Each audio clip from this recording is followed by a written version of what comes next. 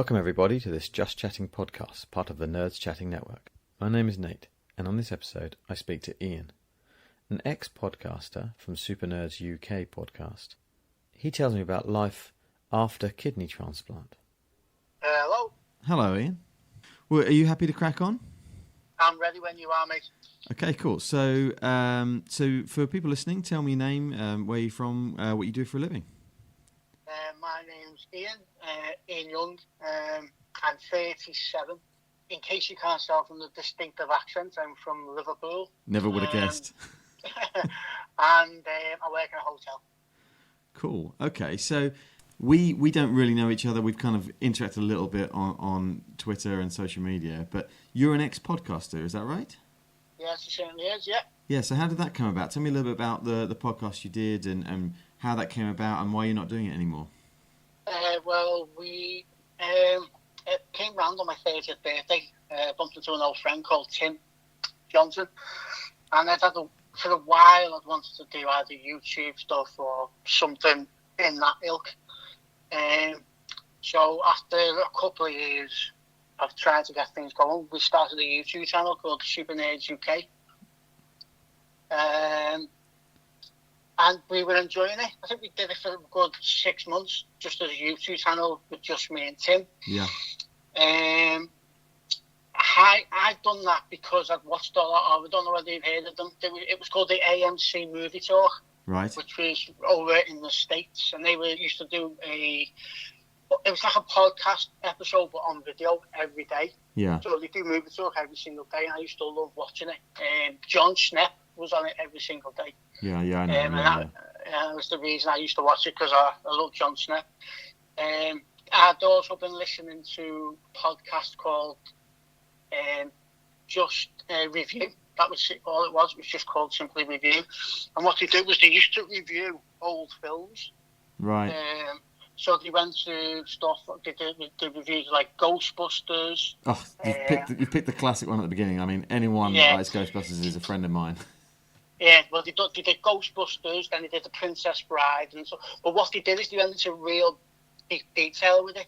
Whereas you get a lot of podcasts now that will do like a half-hour episode on one film, or they'll do an hour and a half and do 3 films. Right. These used to do like an hour and 20 minutes and just do one film. Sure.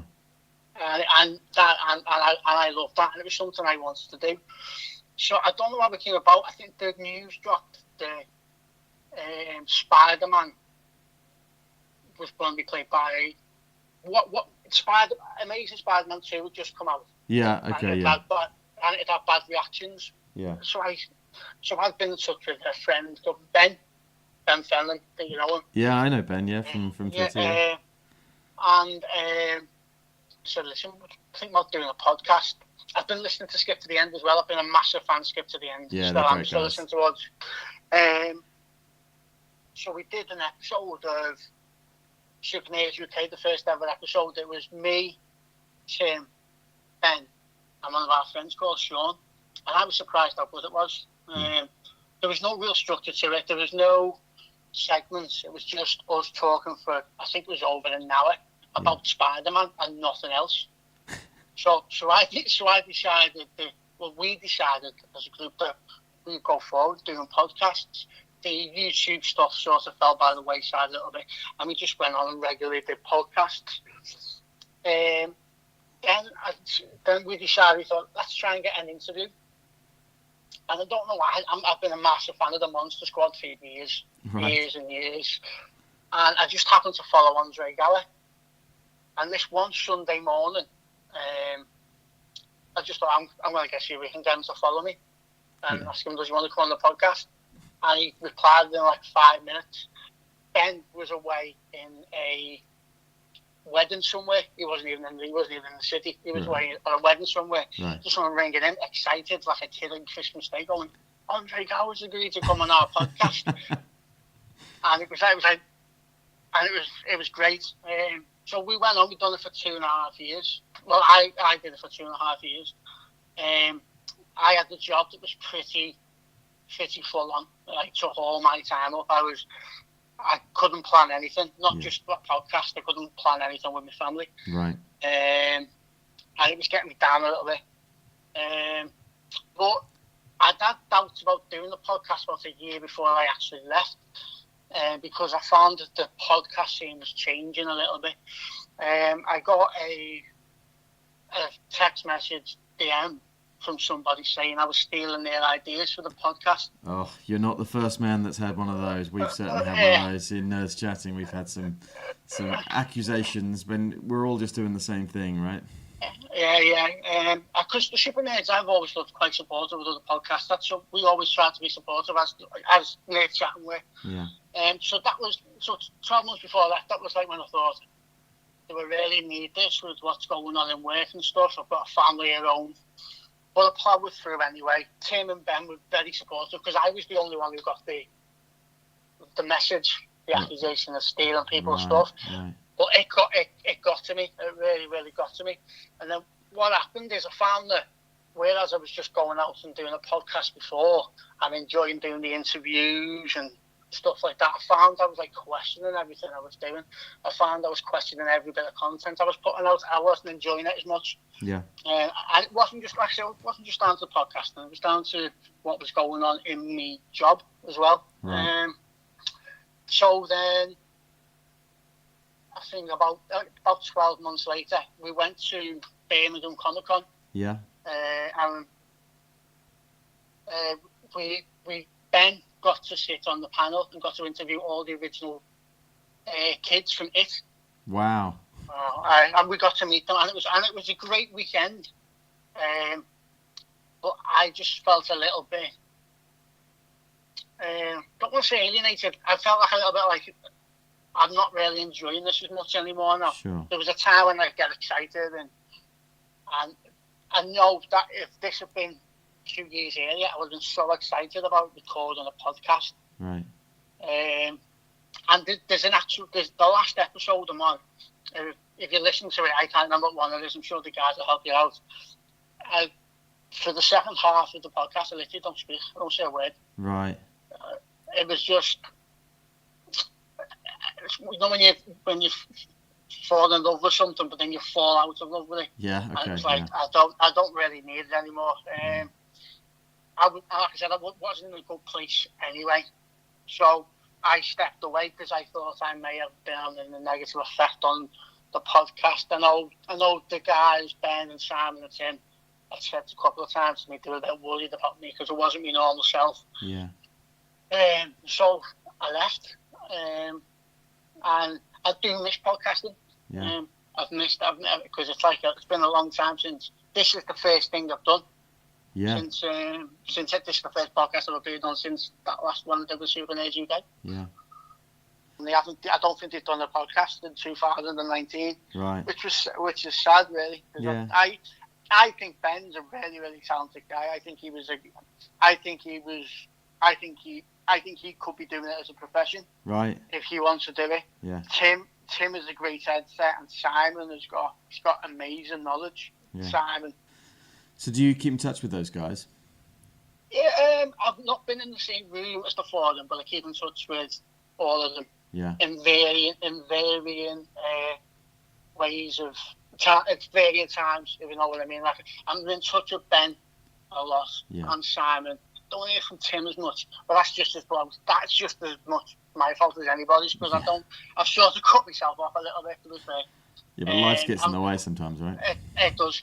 Well, now I've got a new job as well, so I've got a job I'm enjoying a lot more than what I was enjoying previous. Yeah. So when I trawl through your Twitter page, I almost wouldn't know you were a nerd like this. And obviously, talking to you, I know you are, and you know I've heard you on Super Nerds UK, so I know you know your love for things like Spider-Man. But it's chock full of football stuff. Tell me a little bit about that.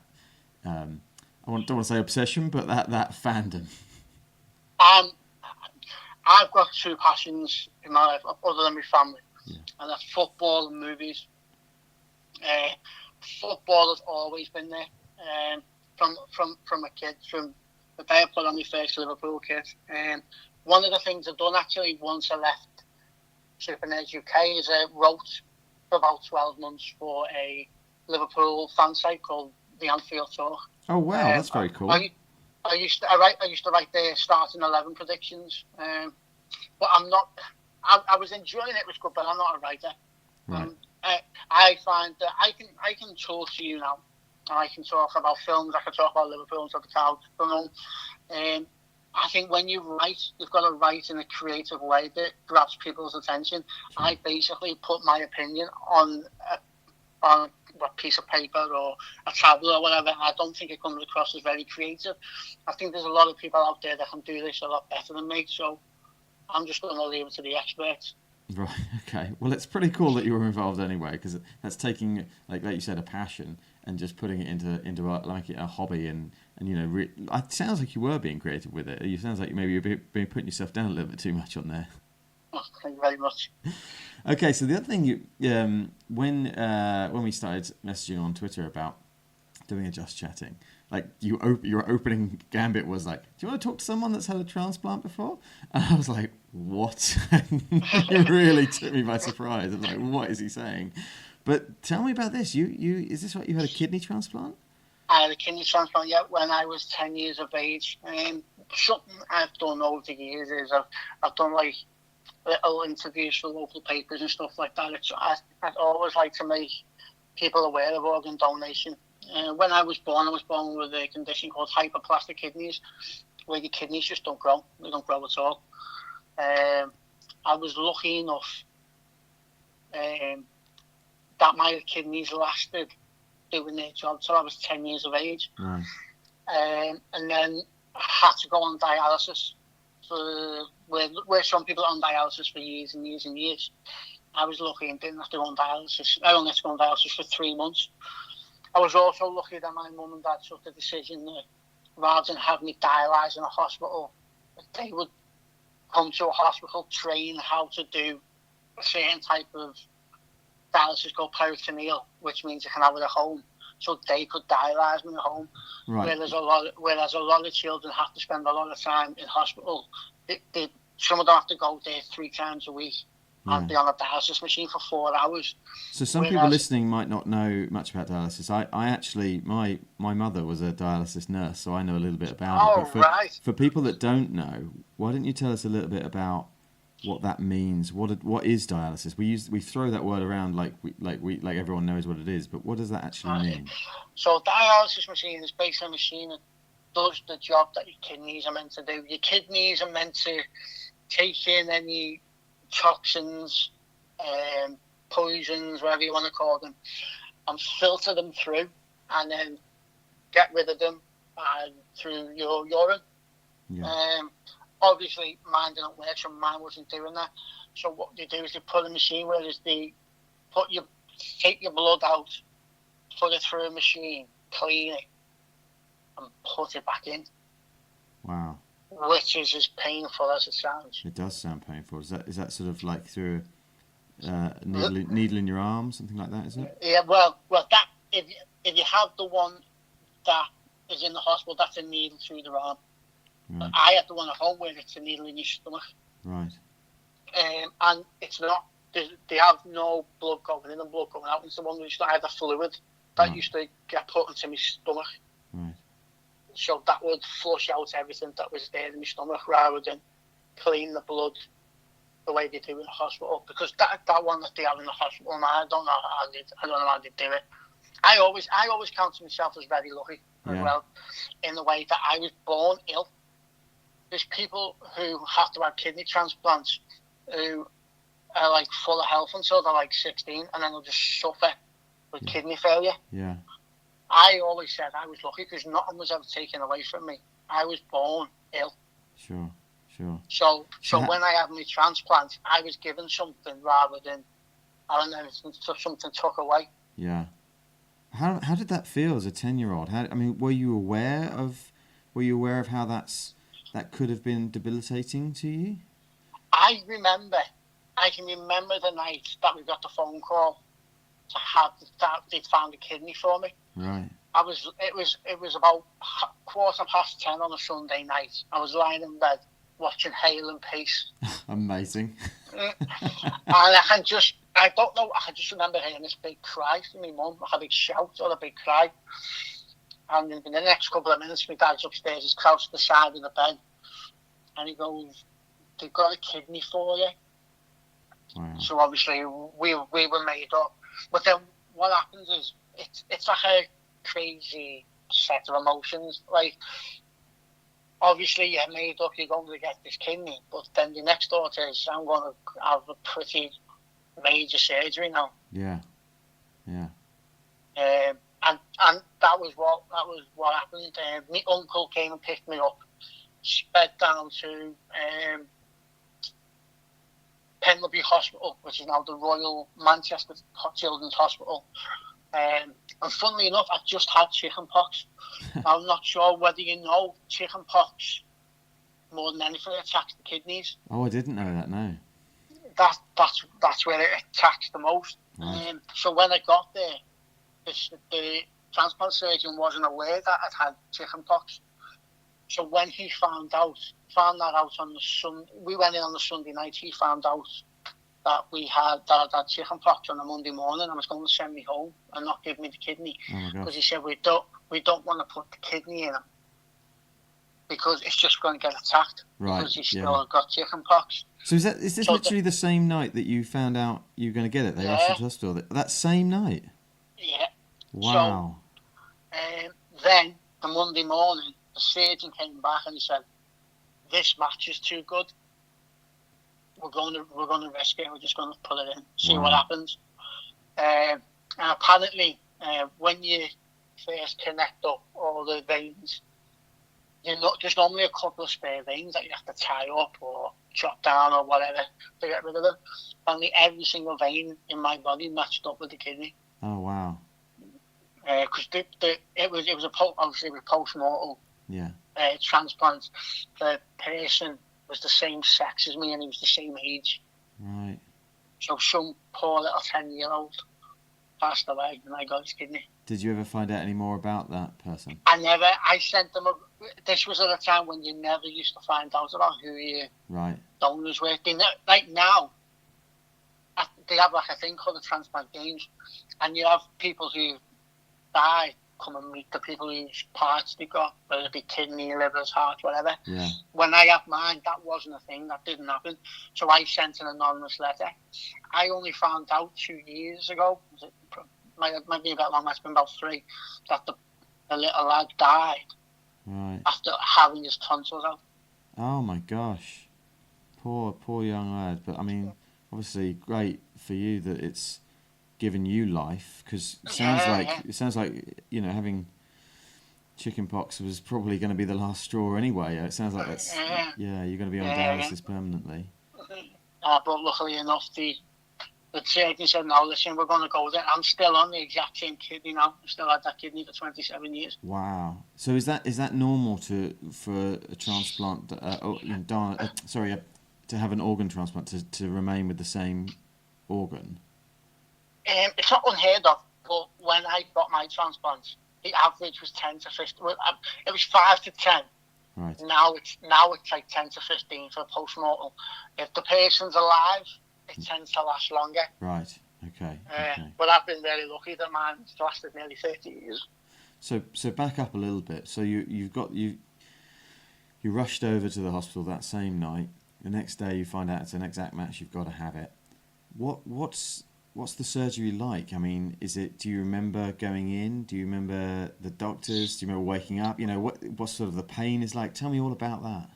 I can't remember much from the 24 hours after, but I was on a lot of morphine. Yeah. And apparently I wasn't very nice to my mum and dad. Oh dear.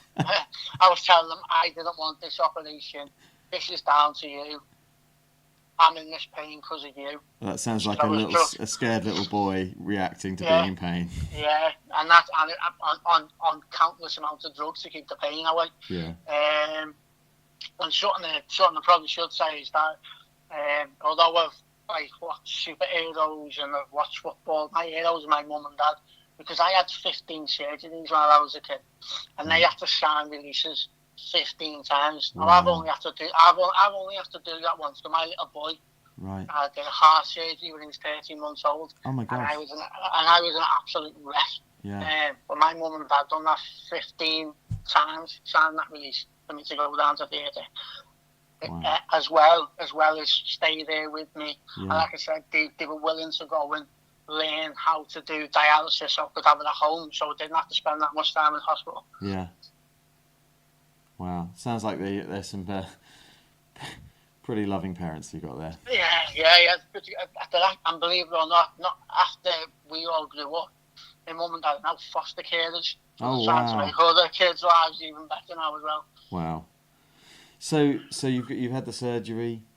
It's been successful. I mean, was there a point where you didn't know if it was going to be successful or not, or was it definitely going to be, this will work?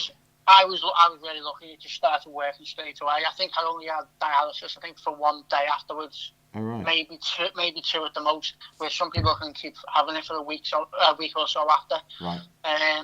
The only problem I had is about 5 years later, when I was 15, we had a really hot summer, and I didn't drink enough, so it dried out a little bit. Right. So I had to have a biopsy when I was 15. But apart from that, I've been really, really lucky with it. So has it ever affected you in terms of lifestyle? So sort of like, does it affect any alcohol consumption or things like that? Well, I should only drink moderately, but I rarely drink at all. Right. Like I'll drink every couple, like probably 2 or 3 times a year, depending on what it is, whether it's a work night out or a night out with the wife, whatever. Yeah. The biggest impact for me is when I was a kid. Like you said before, I'm a massive football fan, but I used to love playing football as well. Yeah. And once I had the transplant, I couldn't play any contact sports anymore, so I couldn't play football anymore. Oh no! As a little boy, that was probably the most devastating thing. It was absolutely gutting. I remember one day I tried for like a local kids team, and I kept brought this thing around for my mum to sign. My mum wouldn't sign it. I was absolutely devastated. Yeah.